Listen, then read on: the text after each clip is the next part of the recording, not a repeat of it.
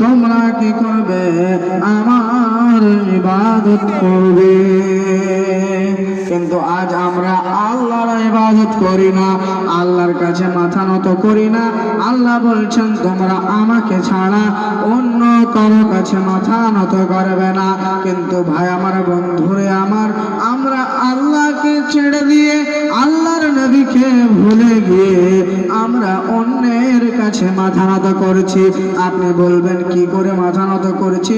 আপনি দেখে নিন, একটা কুকুর কোনোদিন মাজারে যাবে না, একটা শুকুর কোনোদিন মাজারে যাবে না। একটা কুকুরকে আপনি কোনোদিন দেখেছেন মাজারে যাওয়ার পরে বলছে বাবা আমার বাচ্চা হয় না, বাচ্চা দাও? কুকুর বলছে? বলে না। তারপরেও আপনি কুকুরকে দেখেন এক দর্জন বাচ্চার মা, 10টা 12টা বাচ্চার মা কুকুর কোনোদিন মাজারে যায় না। ছাগল কোনোদিন মাজারে যায় না। তারপরেও 4টা 5টা বাচ্চার মা। একটা বিড়াল কোনোদিন মাজারে যায় না, তারপরেও একটা বিড়াল 7টা বাচ্চার মা হয়ে যায়। কিন্তু ভাই আমার, বন্ধুগণ, আপনি যদি একটু বিবেকটাকে খাটান তাহলে বুঝতে পারবেন আমরা কি কুকুরের থেকে নিকৃষ্ট?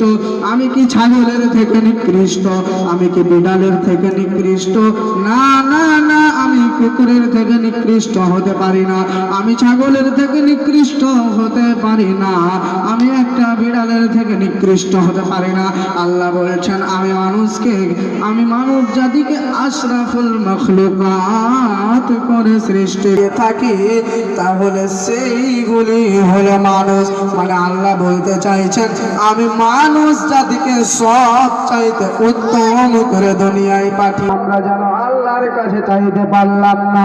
আমরা হট করে চলে যাই দরগায়, আর যাওয়ার পরে মাজারে যাওয়ার পরে বলি বাবা বাচ্চা হয় না, বাচ্চা দাও।